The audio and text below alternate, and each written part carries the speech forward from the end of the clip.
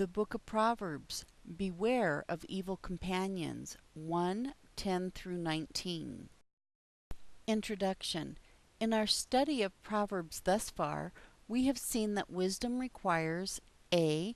Fearing the Lord so that we heed His word, Proverbs 1:7. b. Respecting our parents so that we listen to their advice, Proverbs 1:8 through 9. 2. What about our friends? A. Our peers with whom we spend so much time. B.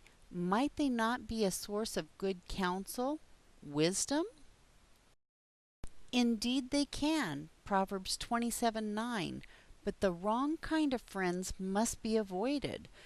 This is illustrated in our text for this study, Proverbs 1:10 through 19, which contains fatherly warning concerning evil companions. A. Do not consent to their counsel. 1. A father's advice. If sinners entice you, do not consent. Proverbs 1:10. 2. Especially when they seek to entice you to do evil. Proverbs 1:11 and 12. 3. When they tempt you with promises of easy gain. Proverbs 1:13 and 14. The example is enticement to murder and robbery. B. Do not walk with them. 1. Keep away from such friends who are quick to do evil. Proverbs 1:15 and 16. 2. Their efforts are ultimately in vain. Proverbs 1:17. 3. Eventually they will pay with their own lives. Proverbs 1:18 and 19. Such is the way of greed. It destroys those who possess it. While the example in our text pertains to murder and robbery, the principle holds true to all kinds of sinful conduct. So let's expand the lesson to be learned here. The danger of evil companions. A. They persuade through enticement. 1. Like the serpent tempted Eve, sinful friends will appeal to A. The lust of the flesh, good for food. B. The lust of the eyes, pleasant to the eyes. C. The pride of life, desirable to make one wise.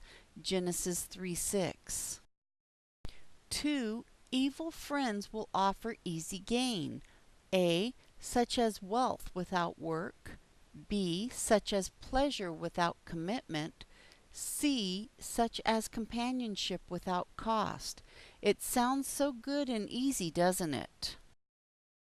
B. They ignore the cost of sin. 1. That sin destroys those who possess it. A. So-called friends will eventually turn on one another. B. If they will sin with you, how do you know they won't sin against you?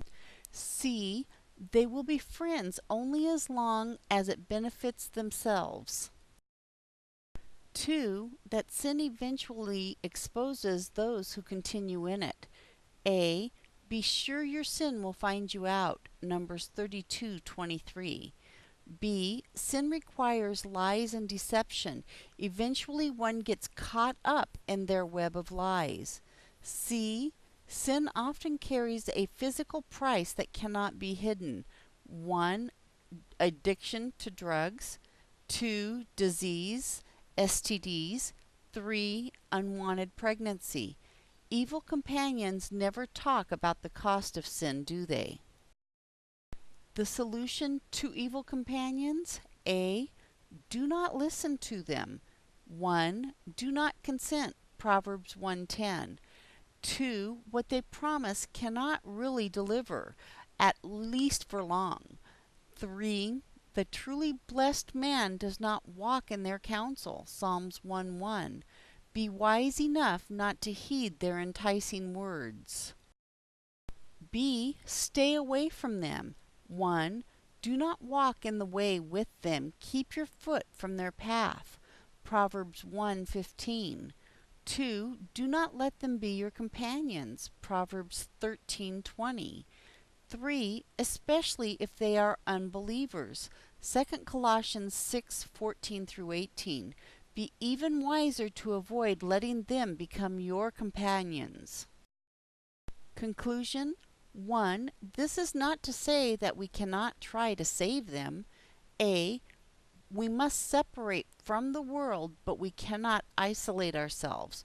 1 Corinthians 5:9 through 11. B. Even Jesus was a friend to sinners. Matthew 11:19. 2. But we must be honest with ourselves. A. Do we influence them more than they do us? B. If not, then we should stay away until we are strong enough to be a positive influence.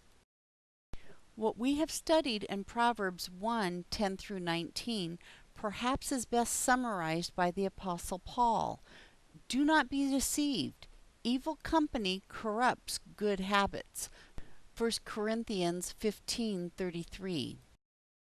To be wise, we must know who to listen to, God, parents, and good friends, and who not to listen to, anyone who would entice us to do evil. Beware of evil companions. The end.